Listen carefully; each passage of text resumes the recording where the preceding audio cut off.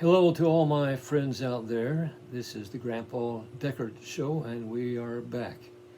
And we are continuing a series entitled Faith Adventures. And this is number 9 of that series, entitled Hitchhiking. When you think of an adventure, what comes to your mind?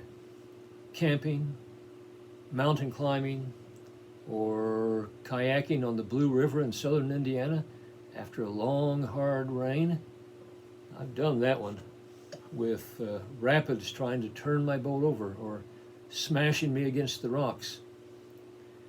But at the top of my list of adventures, I'd have to say hitchhiking. How is that a faith adventure? Some would say it's just stupidity. What if a serial killer picks you up? Or what if nobody stops for you? Well, that's where faith kicks in. Faith that there are good and decent people out there, and faith that God will be with you and keep you safe, and believing that there just might be a life-changing conversation between the driver and the rider. For example, in 1971, I was living at a Christian community in Mansfield, Ohio. People were coming to this farm to work and study the Bible. Many became followers of Jesus. One time I had been to Indiana to visit my family, and on the way back to the farm, there was a young man standing by the side of the road with his thumb stretched out. I pulled over. He climbed in, and we started talking. I shared my faith with him and told him about where I was going. As we drew near to my destination, I invited him to spend the night. Excuse me, get all choked up when I tell these stories. He did spend the night, and another week. While there, he became a follower of Jesus and was baptized in the farm pond. Backing up, this time I was the hitchhiker, going to Indiana to get my 1958 Mercedes out of storage at my grandma's house in her garage. It was a cold winter day. I was dressed in my navy peacoat and wearing a sock hat, but I had no gloves. It was late afternoon, and I had just begun my 323-mile journey.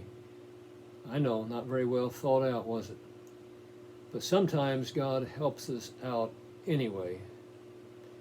I extended my frozen thumb, and eventually a big Buick driven by a little old lady picked me up.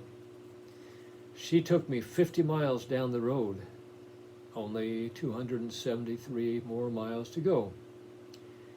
When she stopped, she reached into her purse and withdrew $3. Here, she said, get yourself some gloves. She was a sweet little old lady, maybe an angel. And then there was the time I was taking the Greyhound bus to Searcy, Arkansas. We got all the way to Bald Knob, Arkansas, and had to wait for another bus to go the last 13 miles. I was going to visit friends at Harding College. It was Sunday morning, and I was hoping to get there in time for church service. So I stepped out to the road and stuck my thumb out. Almost immediately, a man stopped and offered me a ride. He was a cop from New York, going to a police convention in Little Rock, Arkansas. Well, he got me to the church on time. Yes, he did. Okay, so one more quick one. It was our wedding day. I was driving to Anderson, Indiana for the big event. A tough, rough-looking old man had his thumb sticking out. Of course, I stopped, and he climbed aboard. After talking to him about the wedding, or telling him about the wedding, he started offering me some good advice on marriage.